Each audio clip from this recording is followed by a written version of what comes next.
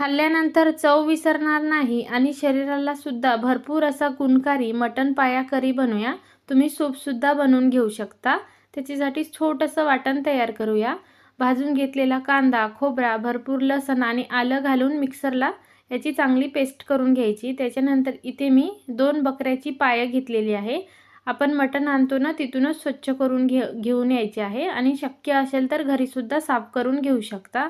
त्याच्यानंतर हळद, मीठ आणि पाणी घालून कुकरला साधारण 5 ते 6 शिट्ट्या करून घ्यायचा, म्हणजे छान मऊ असा शिजला जातो।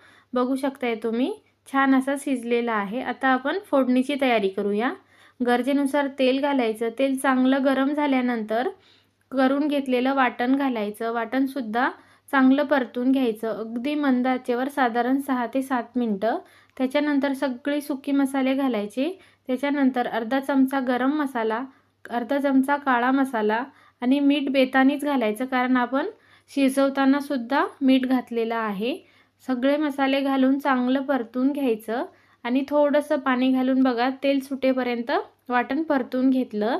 त्याच्यानंतर गरजेनुसार पाणी ॲड करायचं। तयार करून घेतलेली हे मटण घालून घ्यायचं आणि भरपूर असा कोथिंबीर घालायचा आणि छान अशी उकळी काढून घ्यायची आहे। बघू शकता तुम्ही तर्रीसुद्धा किती छान आलेली आहे।